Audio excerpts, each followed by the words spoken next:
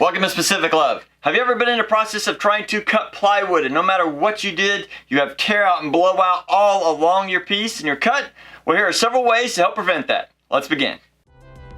Whenever possible, try and design your project so that you're cutting your wood, your plywood here, with the grain. As you can see here, this is going with the grain, and this would be going across the grain. Most blades are set up, they can go with the grain without a problem, but you get into a lot of blowout and tear out when you go across the grain. So try and design it to go with the grain. Next up is putting tape on your wood before you cut. Now, this is kind of a controversial technique because some people say, hey, this works great, and some people say, hey, it does not. I have found over time, if you combine this with some of the other techniques you're about to find out, it does actually help. So, I always stress to put a little bit of tape exactly where you're going to be cutting, and that should, in the process, help with that sharp edge cut.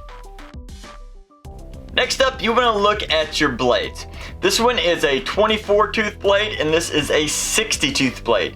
Now, even though both of these are 7 1/4 inch blades, this 60 tooth should cut a lot nicer and cleaner than this 24. This 24 may cut it faster, but it'll look a lot better with a 60. Now, if you're looking at a 10-inch blade, you're probably going to want to look at probably about 80 tooth, and a 12-inch blade, you're going to look at probably about a 90 tooth. Now, of course, the higher the tooth, the more it's going to cost you, but it should do a lot better at cutting your plywood. Now, if you know exactly where you're going to be making your cut, it's a good idea to take a nice straight edge and then take a razor blade or an X-Acto knife, and you want to score along those edges. You get a couple cuts in there because you want it to be pretty deep, because what you're trying to do is to cut the fibers that are going across the board. And by cutting the fibers with a nice straight edge with your knife, then when you go back to cut it with a saw, it should make a nice clean edge. Now, when you're cutting your plywood, if you're interested in your one side of it being nice and clean, but the other side really doesn't matter, here's a quick way to solve that. Now, if you're cutting your plywood with a circular saw, if you notice here, the circular saw is going to be cutting in an upward motion. So in this case, you're going to make sure the good piece of your plywood is facing down, so that as it cuts, it should cut cleanly on the bottom, and there's a good chance it might flake up a little on the top. Now, if you're cutting your plywood on your table saw, if you notice here, it is cutting in a downward motion. So as it comes in contact with the wood, you want the good side of the wood to be facing up. And that way, it should create a nice clean cut on the top, and it'll probably be a little rough on the bottom. Now, if you're cutting more than one piece of plywood at a time, if you take the good sides and you face them towards each other, once you put them together, clamp them or tape them, then do your cut. And that way you know the two inner sides were supporting each other and it should be nice and sharp.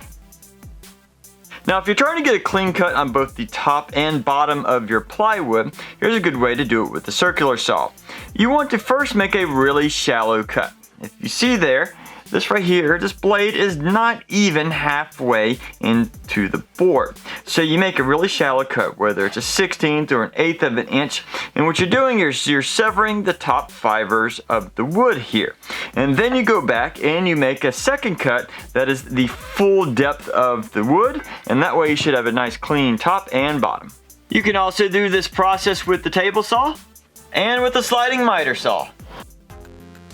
Now, most table saws have an insert here around the blade, and as you can tell, this insert has quite a large gap between the blade and its sides. That's so that the blade can tilt and have the angles that you need.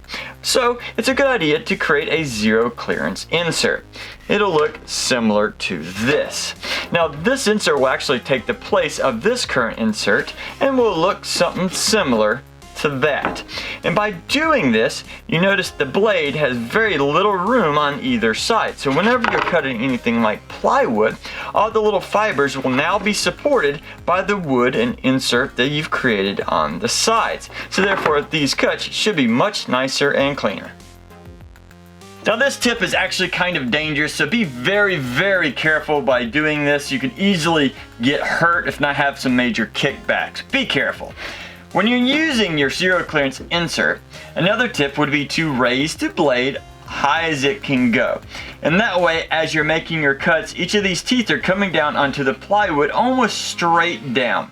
Therefore, the wood below the top is supporting all these fibers, and that way it should have a nice clean cut. Just be very, very careful. Having your blade that high is quite dangerous.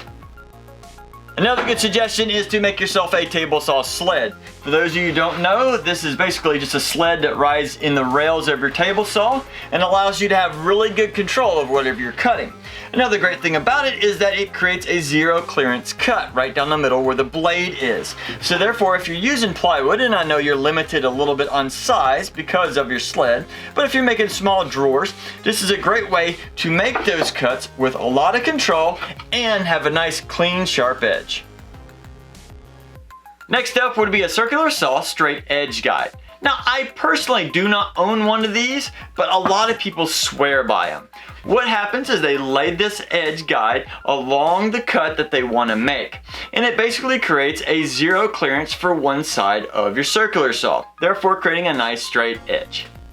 Now, I hope these tips help you as much as they help me. So now, get out in your shop and have fun building.